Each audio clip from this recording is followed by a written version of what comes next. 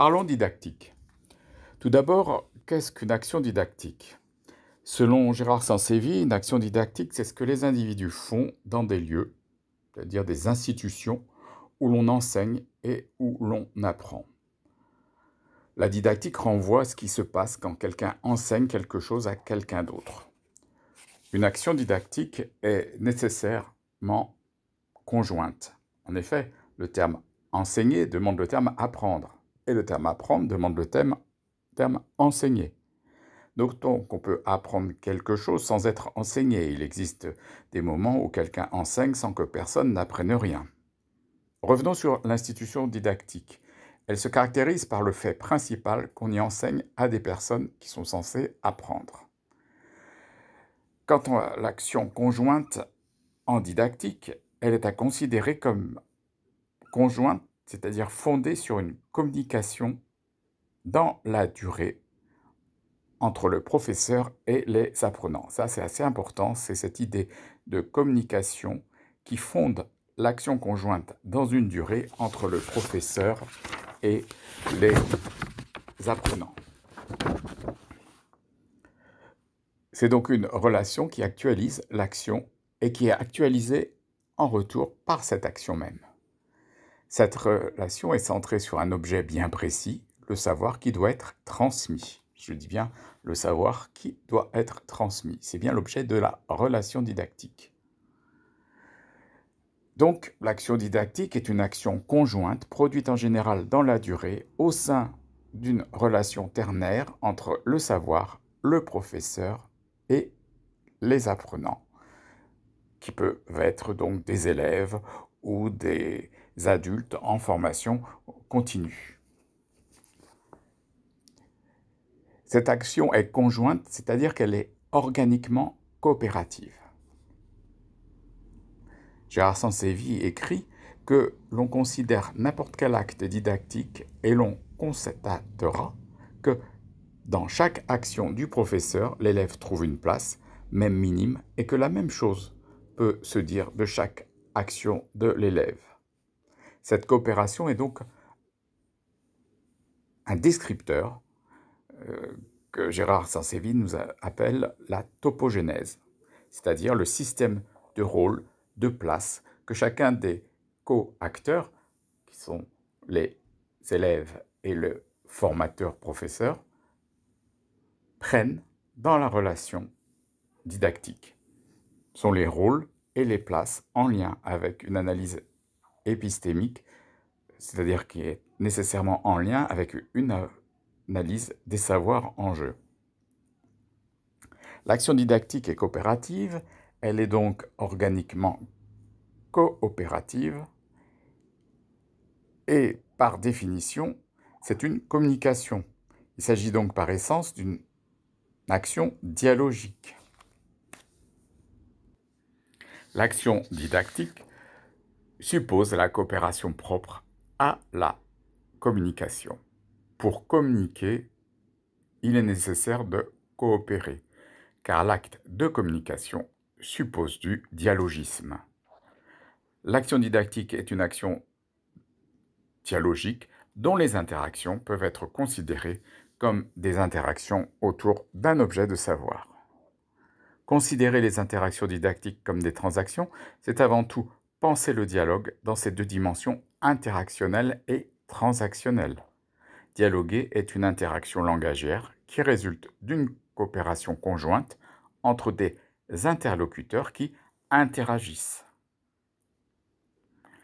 Les actions de l'élève et les actions du professeur sont liées par un média, un intermédiaire qui est la communication, la relation de communication.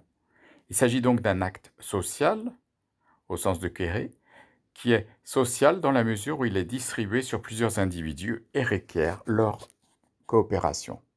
Chacun effectue sa part de l'acte d'ensemble et l'un ne peut agir sans que l'autre le fasse.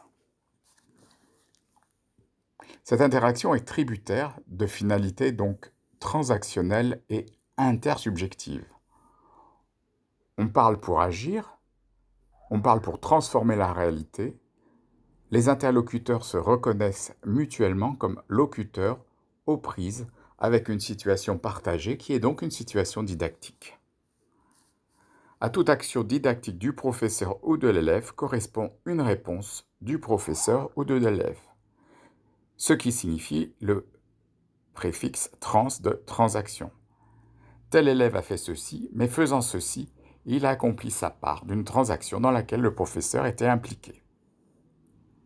Dans cette perspective, les savoirs qui sont les contenus de la relation enseignant-élève ou apprenant et objet de la communication constituent des objets transactionnels, c'est-à-dire qu'ils vont prendre forme dans un espace transactionnel.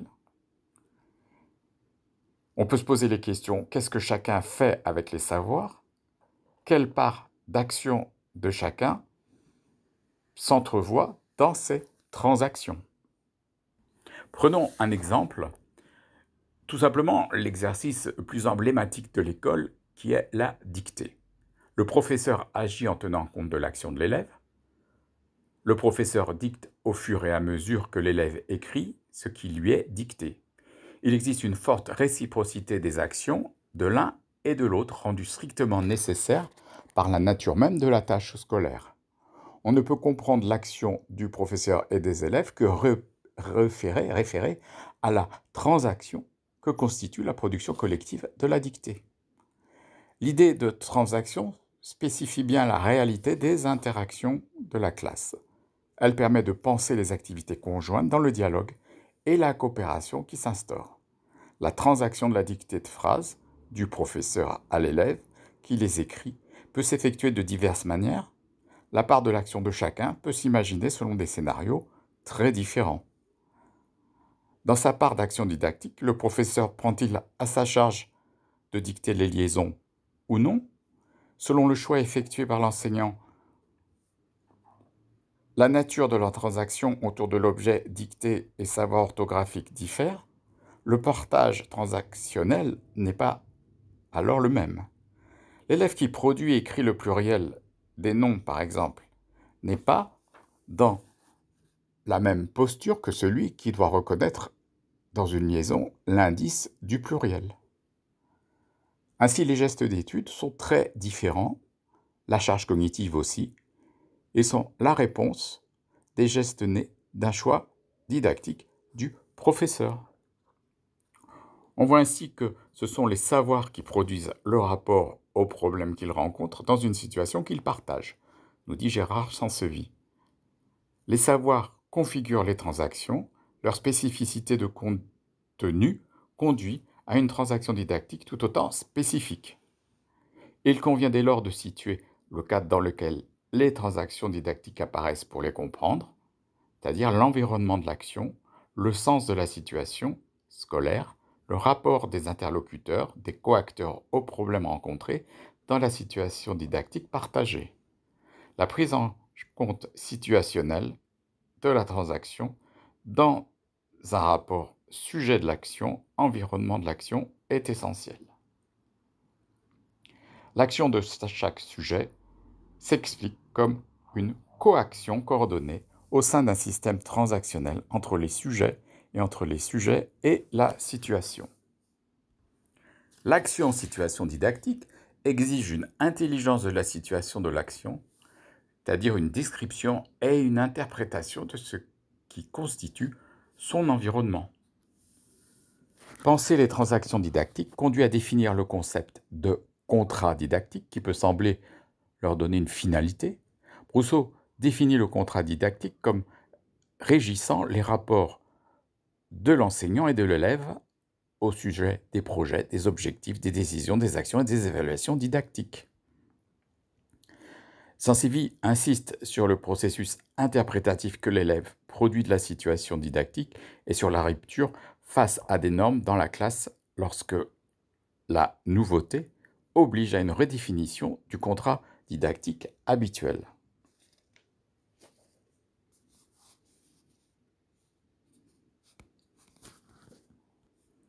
Le contrat didactique peut se concevoir comme un système d'habitude qui engendre un système d'attente actualisé dans les transactions didactiques.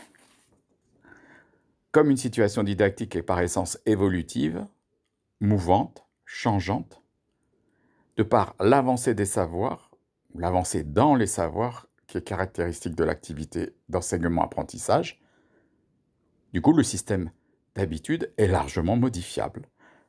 Les normes ou habitudes de la situation didactique peuvent être redéfinies dans la dialectique de l'ancien et du nouveau, ce qui perturbe alors le système d'attente des élèves. Ainsi, des négociations peuvent être entamées avec de nouvelles formes transactionnelles. Un nouveau contrat se définit, il engage une autre configuration des transactions didactiques, une autre configuration de la coopération pour coopérer dans l'avancée de la construction de savoirs scolaires. La théorie de l'action conjointe en didactique fait appel à la notion du jeu. La notion du jeu, selon Gérard Sansevi, peut fournir un modèle pertinent pour souligner quelques aspects de l'activité humaine. Le modèle du jeu montre des aspects affectifs et pragmatiques de l'action. Quel est l'investissement dans le jeu? Quand et comment gagne-t-on? À ce modèle du jeu se souligne la coopération. Le jeu est fondamentalement coopératif, en plus d'être mobilisateur de ressources. Pour gagner au jeu, le joueur doit produire des stratégies gagnantes par lui-même. D'où l'importance de cette métaphore du jeu dans la TACD, théorie d'action didactique conjointe. La notion de jeu présente de vrais avantages pour appréhender la signification d'une situation didactique. Le jeu exige de jouer vraiment au jeu, de se prendre au jeu, ce qui est une condition de la dévolution, une appropriation de la situation scolaire. Le co-joueur doit cacher une partie de ce qu'il sait de manière à rendre le jeu énigmatique et motivant.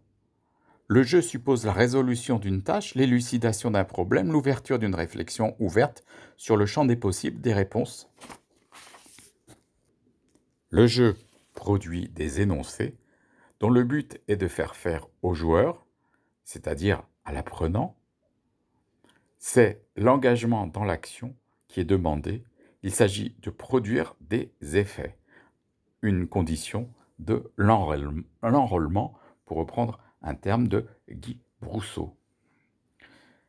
Gérard Sansevi écrit en 2007 qu'un jeu didactique régi dans la grammaire qui lui est propre par un contrat didactique suppose à la fois de la part des transactants un contexte cognitif commun et un ensemble propre à la situation actuelle, de possibles et de nécessaires qui orientent l'action. Le milieu est aussi un paradigme de Brousseau que la TACD reprend à son compte. Pour produire des transactions, les joueurs de l'apprentissage ont besoin d'un background commun sur lequel ils vont coopérer. C'est en fait un contexte cognitif commun avec des significations communes dans la construction d'une commune référence.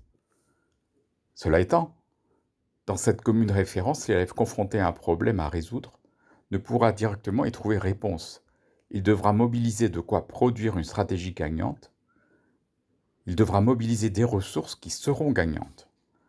Le contexte cognitif est insuffisant pour résoudre le problème, mais les élèves pourront mobiliser un certain nombre de savoirs anciens présents dans un contexte, leur contexte cognitif, en arrière-fond de l'action. Pour parvenir à la réussite, il faudra développer une nouvelle ressource en s'appuyant sur de l'ancien, de manière à réorganiser ces schèmes, comme dirait Gérard Vergniaud ou Piaget, et en construire éventuellement de nouveaux. Il convient de produire par adaptation des savoirs ou savoir-faire nouveaux. Mais comment fabriquer des milieux d'apprentissage qui seraient adéquats, qui seraient pertinents pour faire produire des savoirs nouveaux par adaptation?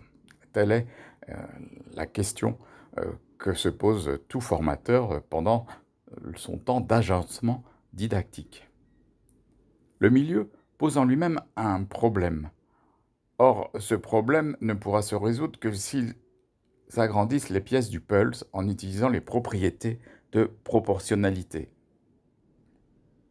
Si on se trouve dans la situation, bien sûr, d'un apprentissage consistant à agrandir les pièces d'un puzzle.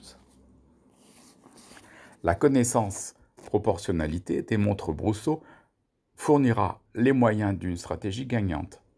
C'est bien parce qu'on a en grande partie les rétroactions du milieu, le fait que les pièces du puzzle ne coïncident pas, que seront réfutées les stratégies inopérantes et validées les bonnes stratégies.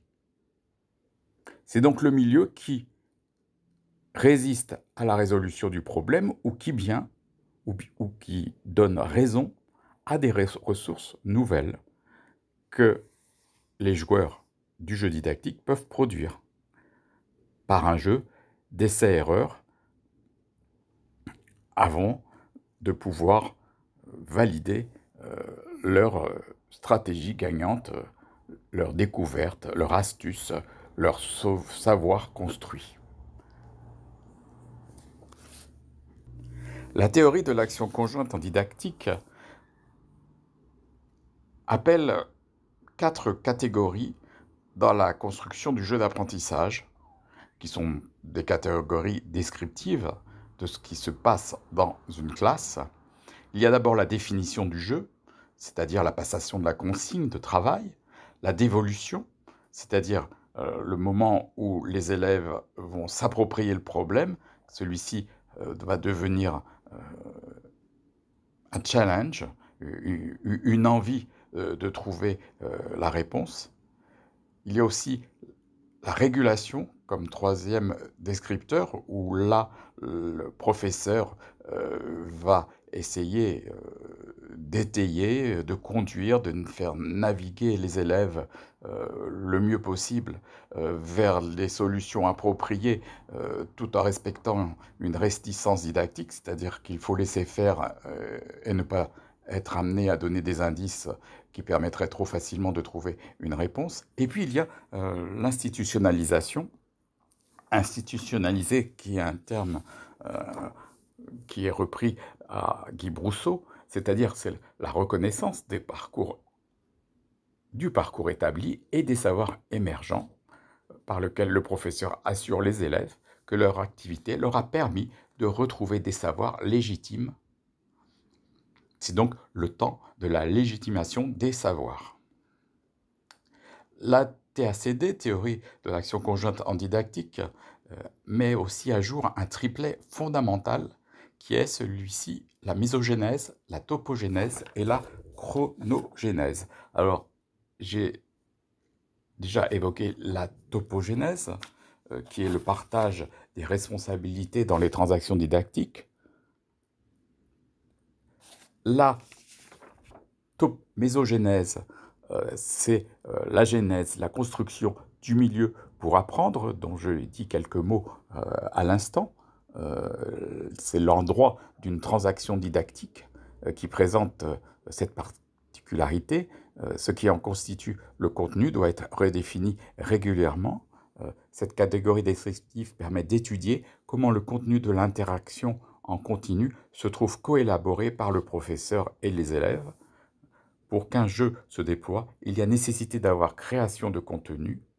C'est l'élaboration d'un système commun de signification entre le professeur et les élèves, un système dans lequel les transactions didactiques trouvent leur sens et qui est bien sûr évolutif. À cela s'ajoute la chronogénèse, le contenu du savoir se modifie incessamment dans le jeu didactique sur l'axe du temps. Tout enseignement se conçoit comme une progression inscrite dans une temporalité. Donc, la temporalité influe, bien sûr, à la fois la mésogénèse et la topogénèse. Pour simplifier ces analyseurs, on pourrait dire que la mésogénèse répond à la question comment, quoi, c'est-à-dire elle renvoie au contenu épistémique. La chronogénèse répond à la question comment, quand, c'est-à-dire les moments, les passages d'un contenu à une autre, d'une situation didactique à une autre. Et la topogénèse répond à la question comment, qui, c'est-à-dire comment le contenu épistémique de la transaction est effectivement réparti entre les transactants. Pour conclure, il se pose une question, comment le professeur fait jouer le jeu? Comment il agit dans la classe ou comment il agit dans le jeu? Et, au sens plus large, comment prépare-t-il le jeu d'apprentissage? On peut considérer le professeur effectivement comme un joueur, le joueur du jeu didactique. L'action du professeur est toujours adressée à un élève bien sûr. Cela nous renvoie finalement à une nouvelle conception du faire classe, à une épistémologie de l'action professorale qui, selon Gérard Sansevi, est très pratique. Elle est pratique car elle a des conséquences pratiques, elle est directement ou indirectement agissante dans le fonctionnement de la classe, elle est produite en grande partie par la pratique dans la confrontation aux causalités, les aptitudes de perception et d'action, elle est produite pour le pratique comme réponse générique aux multiples problèmes qu'elle révèle. Cela permet de se faire une idée claire de ce que va être la classe et de pouvoir lire une classe lorsqu'on l'observe. La description du jeu didactique in situ fait considérer les transactions didactiques comme produites au sein de jeux d'apprentissage. Les jeux d'apprentissage sont eux-mêmes caractérisables à l'aide de 3 systèmes de descripteurs. Faire jouer le jeu, c'est-à-dire faire classe, avec une activité professorale ou une activité de formation en situation. S'intéresser à la construction du jeu, c'est concevoir l'activité du professeur in situ comme actualisée au sein de tâches particulières. Comprendre le jeu, c'est comprendre les déterminations que sa construction produit sur le jeu lui-même. Il s'agit de reconstituer comment le professeur joue le jeu de construction du jeu d'apprentissage. Construire le jeu, quelle est la nature des tâches de préparation? Quel est le rapport effectif au savoir contenu dans les tâches? Quelle est l'analyse épistémique des tâches eu égard au savoir académique dont il est question?